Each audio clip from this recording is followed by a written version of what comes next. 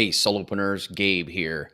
Today we have Derrick Michaud of Shelby Row Productions, and he's going to talk to us about how to start a podcast. I know there's quite a few of you out there who are thinking about it, and he's going to walk you through the steps that you want to think through and get ready to start a podcast.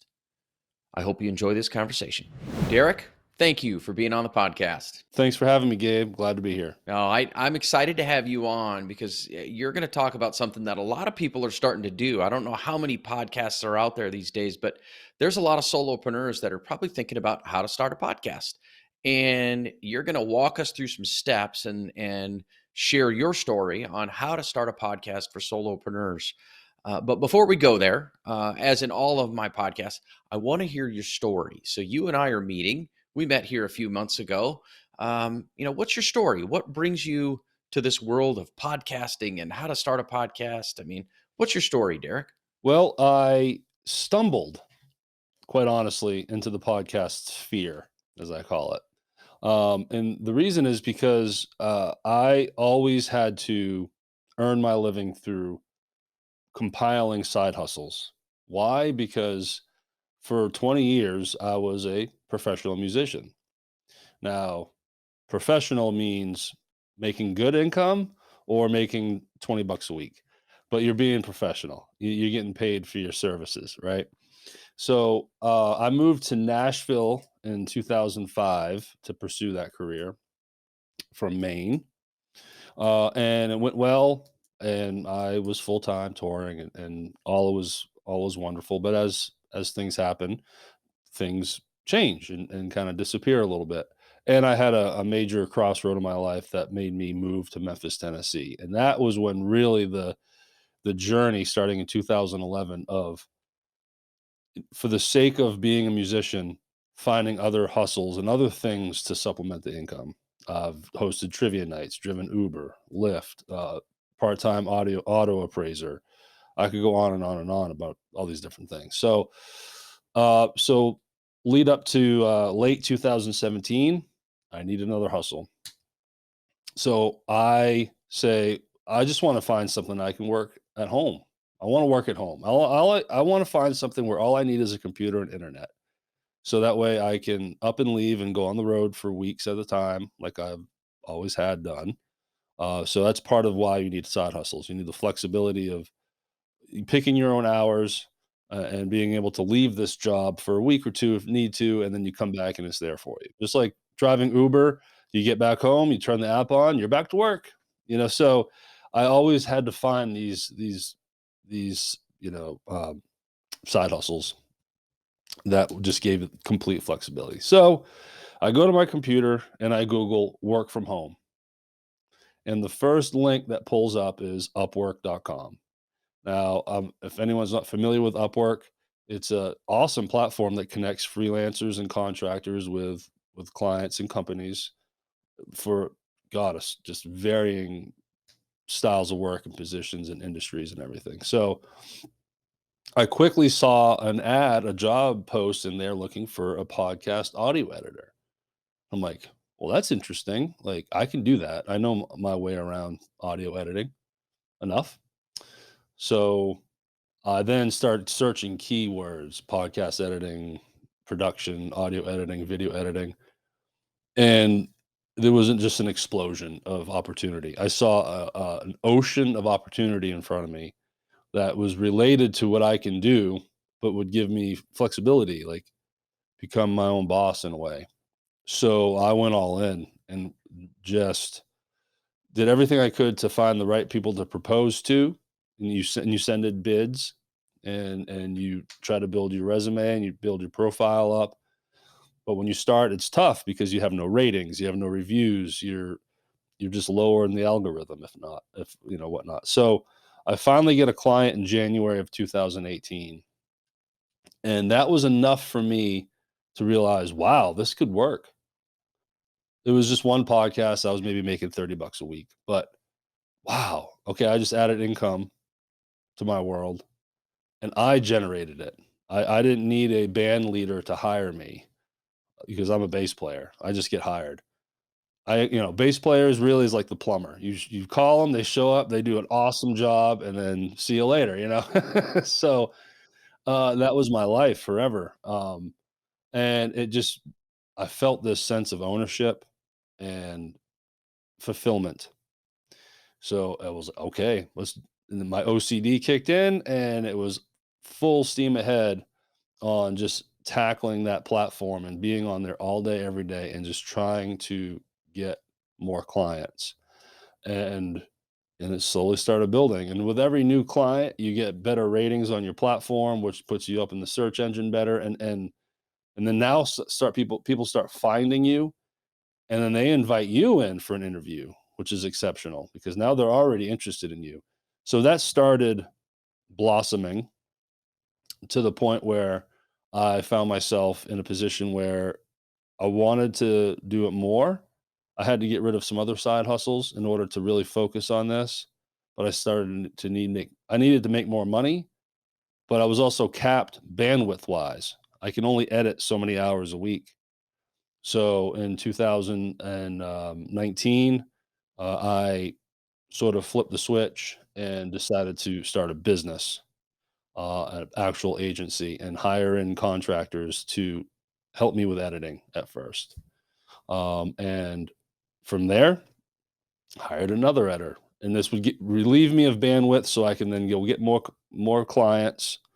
And then now I have an editor to farm the stuff to, and then can repeat, rinse, repeat, and kept building. And then when my editor filled up, I got a second editor, and I was coming across more and more clients that had bigger budgets that wanted more than just editing. They wanted transcriptions and show notes and graphic design and video editing. So I just started hiring people that could do all that, and instead of trying to pretend that I could do cover artwork for a thumbnail, I hired a graphic designer and then started offering bigger packages and so on and so forth. Here we are now, at the end of 2021, and I have a six-figure grossing company because of making that switch to thinking team, business, you know, next level, big picture, switch to that from solopreneur. But I know this is the solopreneur money podcast here, but that's my story. And so what leads me to you is because I've gotten to that point in my story, I have my own podcast as well now called PodLogics.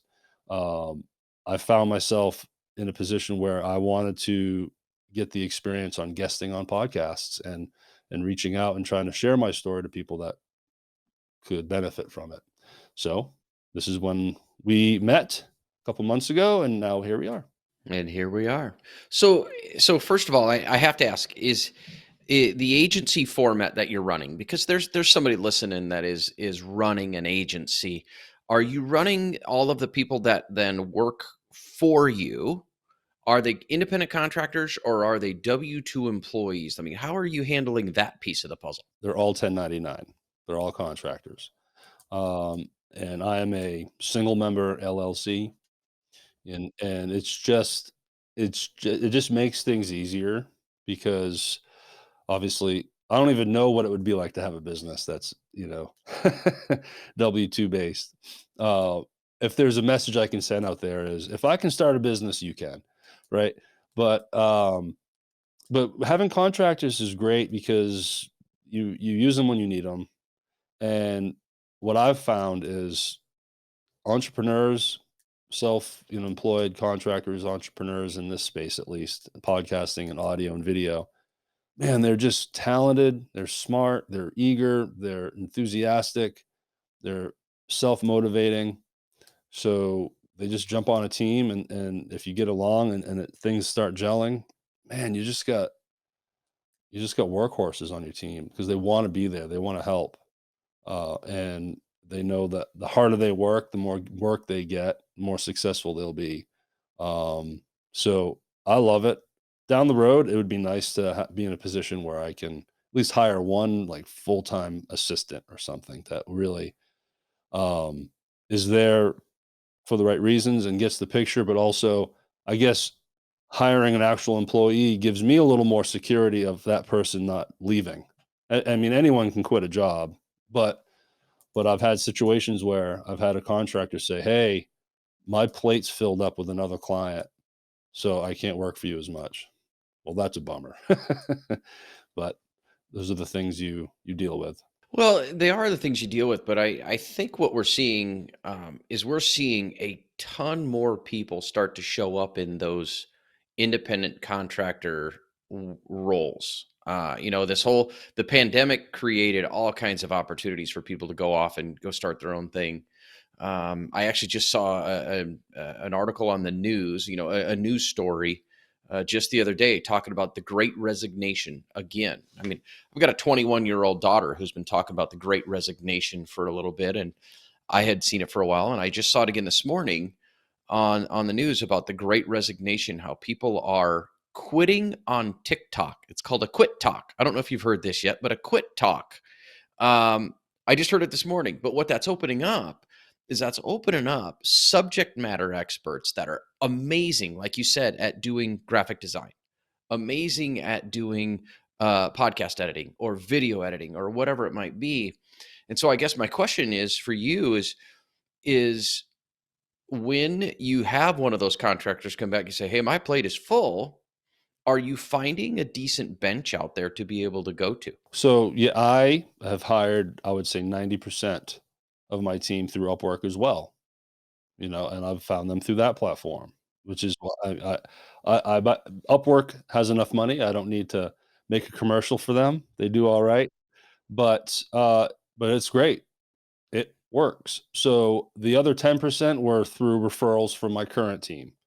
Like my video editor who has become also my PodLogic's video audio editor and just really an integral part of my team was referred to me by my engineer. I was like, "Hey, Andrew, I'm looking for a video editor now. Do you know of anybody?" He's like, "Oh yeah," and he's great. So then, sure enough, Sebastian, the gentleman that he referred to me, is amazing. That's a win. So I like going to my team now. Now that I have a nice core group of awesome entrepreneurs on my team, I'll go to them if first. Like, hey, do you know of anybody? And then if nothing from them, then I go to Upwork. But there's a lesson to be taught in how, at least how I hired and my mindset in building the team. I luckily coming into this, I come with pretty low ego where I don't need to micromanage and I don't need to do everything. Like early on, I was okay with letting go because I was also aware of my limitations. So I bring an audio editor in. I brought a real editor in that was passionate about audio editing. So not only is bandwidth being opened up for me, but the quality's gone up. I can get on Canva and make a thumbnail, but I want to provide better than that. So I got a graphic designer, someone that can really do it right. And without me being like, well, no, it's not exactly how I want it. No, I hired that professional in to tell me this is how it should work and this is how it should look. And I'm all ears, you know? So I would say if you're trying to move from solopreneur to team and agency and you're hiring, just be open with bringing in people that are just maybe more talented than you. It's okay. That can freak people out. It really can. I have other producer friends that really freak out by that. They can't let go. They feel like they have to have the stamp of approval on everything.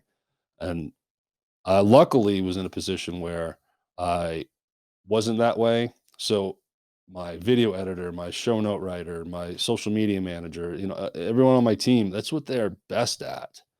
And it just makes the overall product great. For those of you listening, that is a tremendous lesson. The whole idea of hiring people who are better than you at the things that they're doing is the idea of bringing those experts in to support you in your business. And that's a tough ego check. So, I mean, Derrick, that's absolutely perfect. It's a tremendous lesson to go, all right, I understand that I can do this, but someone else can do it better.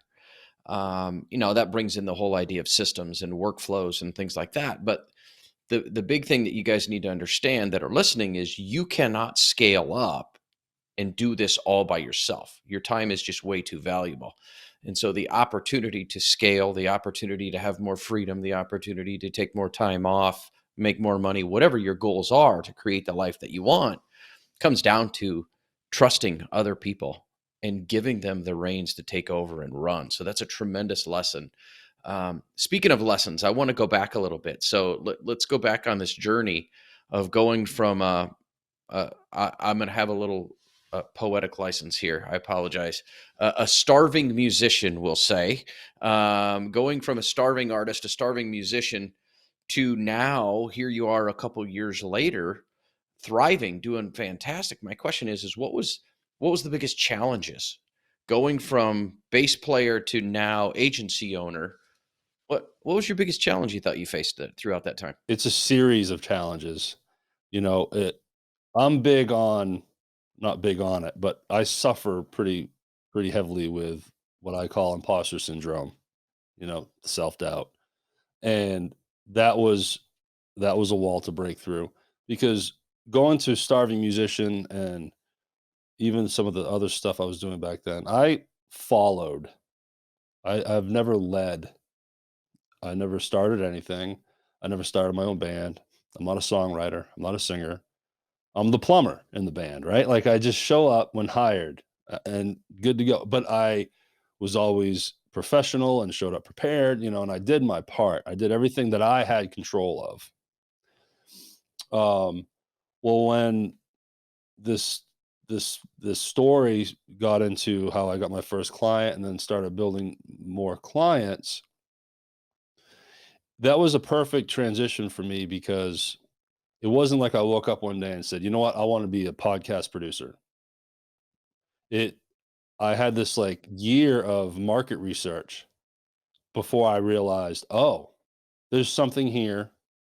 And at that time in my life, I had enough courage and confidence to bet on myself. And then once I did, then that's when the stress came in, because every step was like, "Well, how do I do this? How do I get an LLC?" And I'm still learning and making mistakes, and learning how to do what. How do I use QuickBooks? All these odd things too. But then, okay, now I'm hiring. Well, I'm a leader now. Okay, you can't just wake up one day and you like flip a switch. All right, now I switched from follower to leader, and I know all the amazing ways to lead a team and get everyone engaged and not be a jerk. So that's all. So ongoing, it's always been a series of challenges where I'd get some wins and feel really good, and then hit in the face. Okay, great, made some mistakes, learn from them, and try to again drop the ego and plow through those things. But really, what the hardest thing to work on for me was just having the confidence and not let the anxiety of the unknown stop me from making decisions. And then eventually I was like, you know what, if I'm making a decision and it's terrifying me and it's making me uncomfortable, and I kind of doubt myself to it, then that's the one I run to. If I'm making decisions that, oh yeah, that makes sense, and it's smooth sailing, well, I didn't make any waves. I didn't do anything special. I didn't do anything that could move the meter. My tell now, my sign is, if I see these two roads I need to go down, which one am I going to choose? I choose the one that's the scariest, because I know the payoff on the back end is may not bring in actual monetary return, but what I learn from it just makes me a better leader, boss, owner, producer, podcaster, what have you. So two things. One, how did you overcome the limiting beliefs? And the second thing is, how did you learn some of these other things? Did you go to YouTube? Did you read books? What did you do to get the knowledge? So those two questions, if you would. The LLC, I went to a small business bureau and had someone help me. So there's that. But another fun little moment that I like talking about is early on, my second client, second podcast, asked me if I could publish their podcast on iTunes and Spotify, and just syndicate it. And at the time, I hadn't had that opportunity yet. I had never done it, but I said yes. I knew how to do it and was going to do it for him. you know, and then went to YouTube and figured it out. Google and figured it out, and that was really what set the tone for me too. Is just like, you gotta, don't be afraid. Say yes and figure it out if that's the case too. After that, everything has just been trial by error, just step by step. I can be guilty of looking too far down the road and not focusing on the little things first to build to a certain point. But it's just I don't have a straight answer for that. I just, oh, this is the next thing I need to do. Okay, let's figure it out. I have friends that are really close to me that help, that are engaged with my journey here. So I have people to lean on. They can send me in the right direction. Team. Once I start hiring a team, again, I have a pool of professionals that, if you look at any of our social media platforms, which I'll point people to at the end here, that's not me. It's a team of people that told me, "Hey, this is the best way to operate your social media platforms." Awesome. So that got easier too. I got an accountant. I just knew from straight up. I was like, "No, I'm not dealing with taxes. I'm a good bookkeeper. I love numbers. I love spreadsheets." And then I figured out QuickBooks, so I'm good with like reconciling, and I kind of enjoy that. But no, I'm not gonna I'm not gonna try to do the taxes. I'll gladly hire someone to do that because I don't want to handle that kind of stress. So it's a combination of learning, figuring it out, but then at the end of the day, sometimes just hiring someone to do something for you. So um, some people out there can do it all to a degree.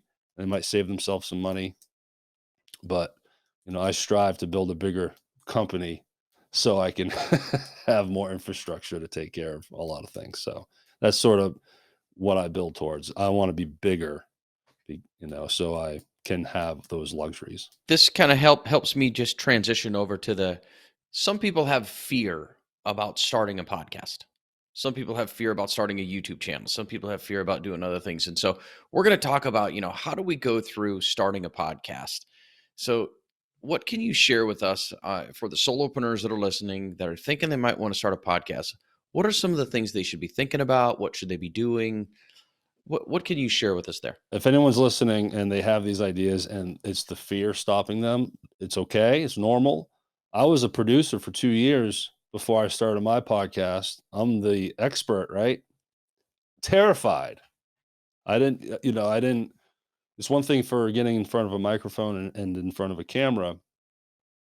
But the one big hurdle I had was, who am I to claim to be this expert talking about my content? That was a big hurdle for me. And these are all legitimate things to think about. I would say try to fight through that and just get started. Okay. Get in front of a microphone and record something. Okay. That's a good way to break through. But now let's just talk about someone that is wanting to do it and they're really engaged and ready to start something. And what's step number one? So step number one is you got to figure out what you want to talk about and who you're talking to. That is absolute critical. That's so critical. If you don't do that, then you're wasting a lot of time, resources, and energy. Because without that information, what kind of podcast are we building? How do we want it to sound? How do we want it to look? What kind of story are we trying to tell?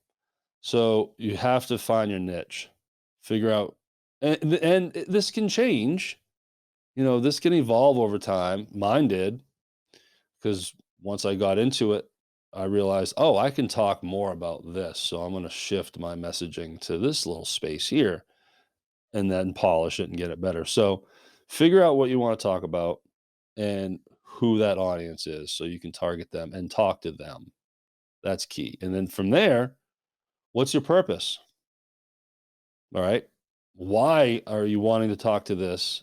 Why are you wanting to talk to a subset of people about this content? Why are you doing it? Often in the podcast world is to educate.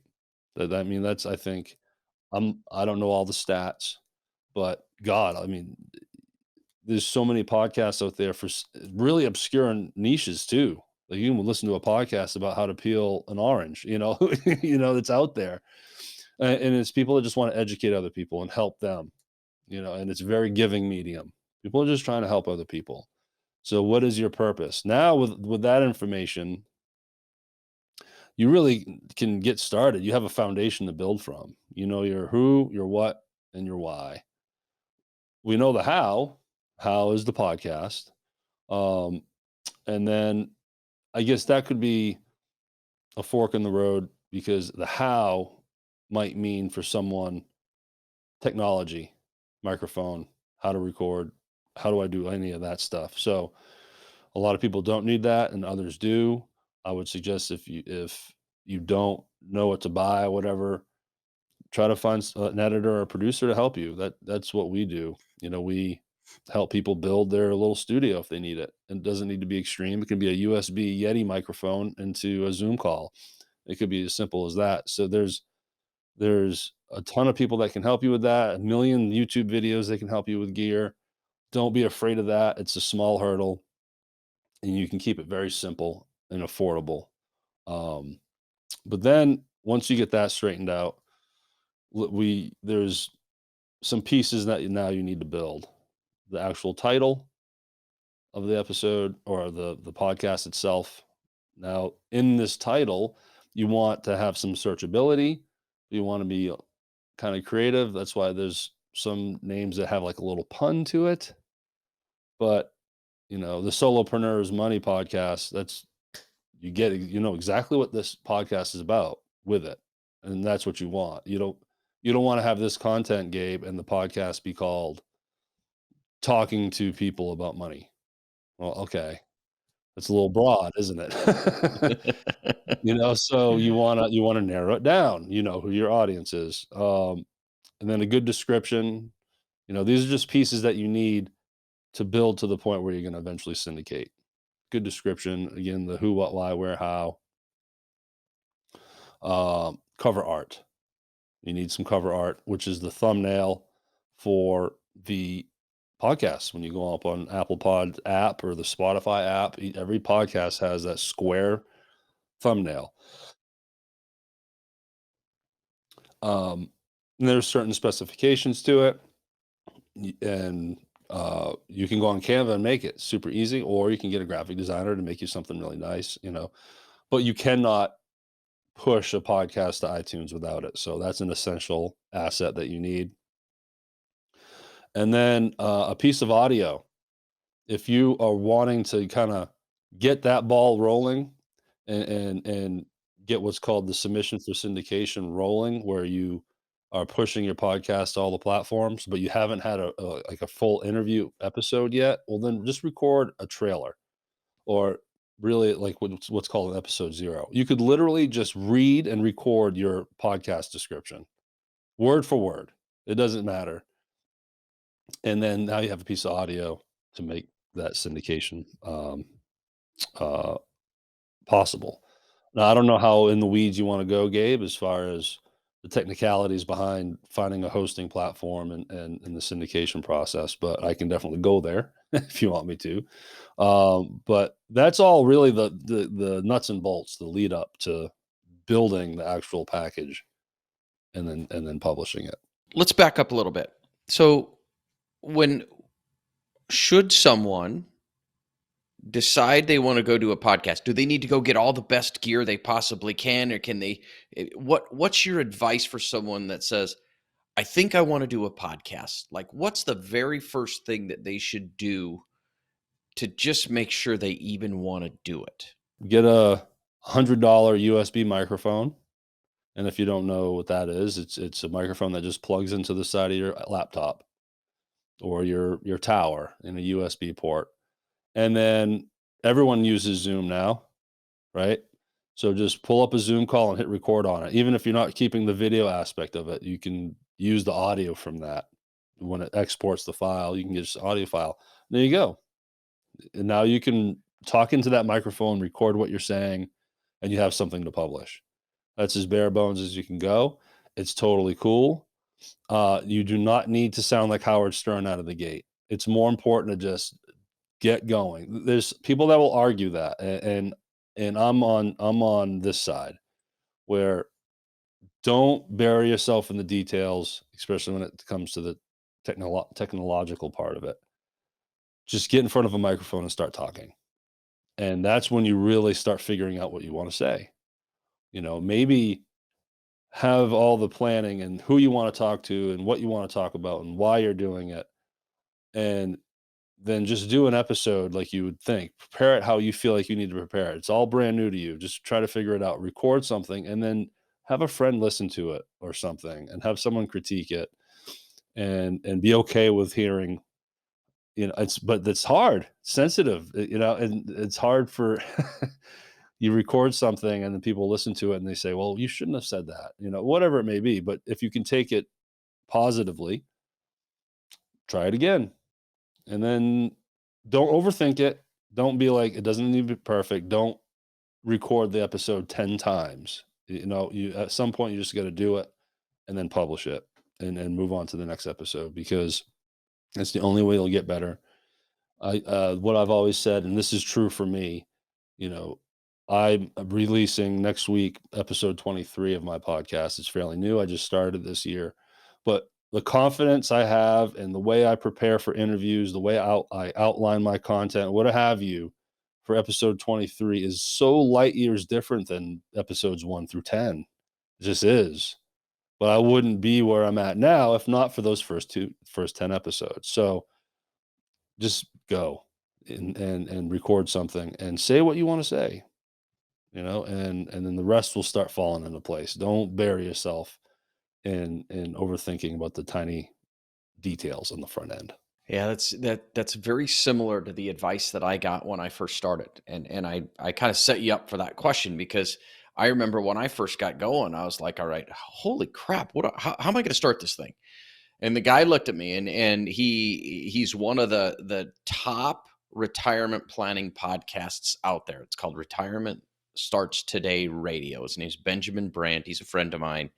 And long story short, he looks at me and he just says, pull out your iPhone, make an outline of what you want to talk about, like plan an actual episode. He said, plan out 3 episodes, pull out your iPhone and just talk your episodes into your iPhone. Don't spend any money. Don't do anything. Just try that first. And when you get done with those 3 episodes, see how you feel. Do you like it or do you not like it? Because if you don't like it, don't waste your money. Don't waste your time. Don't waste your things. Go find the next thing if that's what you're going to do. If you're going to be a YouTuber, then just open up YouTube or pull out your iPhone and start talking into it to make sure you're comfortable being on that camera. And I have to dovetail what you said. I'm not even sure what number this episode will be. All I know is episode 66 just dropped. We're recording, you towards the end of 2021.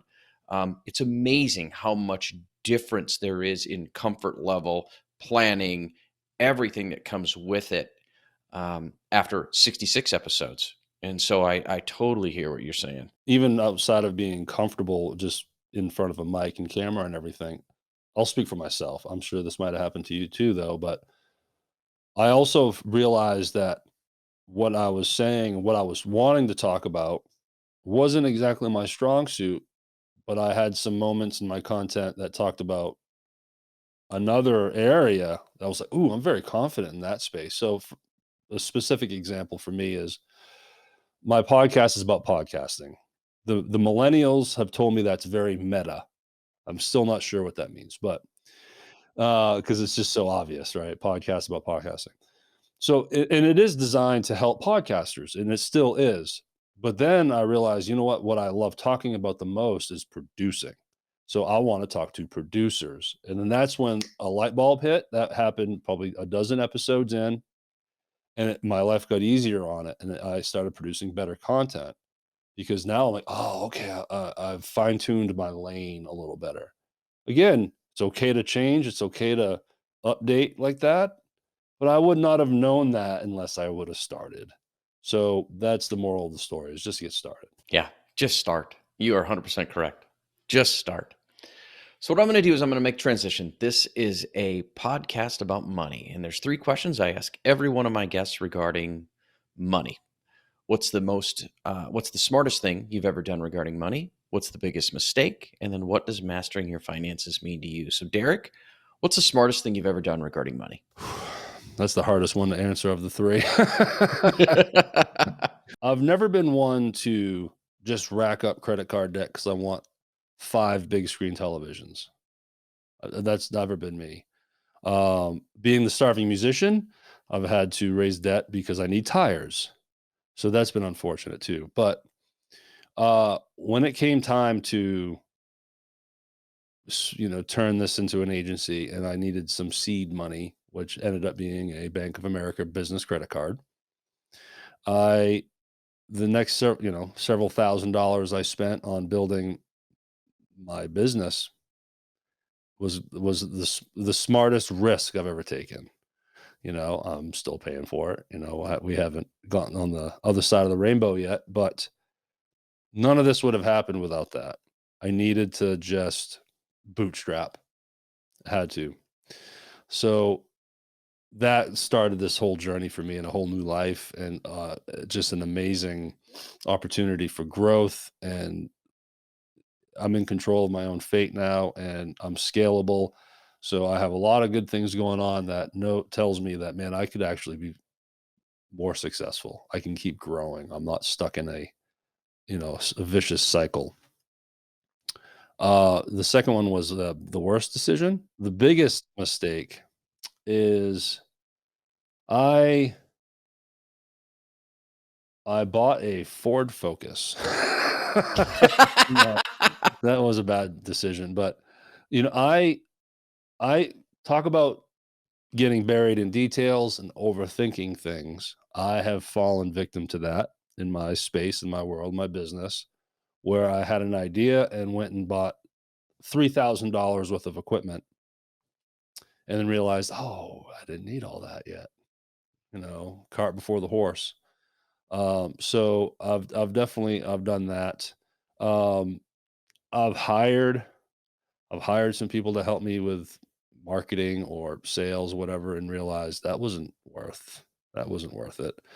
There's a lot of good coaches out there, and I've dabbled, but at the end of the day, though, if you're using a coach and you spend a lot of money for the coach doesn't hold your hand. So it's unfair for me to say because maybe I didn't do what I was supposed to do, but but I invested a lot of money in coaching and stuff, and didn't really get a lot out of it. So those are some big mistakes, yes, but I learned from them, and now I know better. And luckily, I'm in a position now where instead of credit card debt, it's cash flow, which is nice. But still, when it comes to payroll and I don't have some cash flow, then it's just like, oh, those decisions really look bad. So, um, and what it looks like to me for success, debt.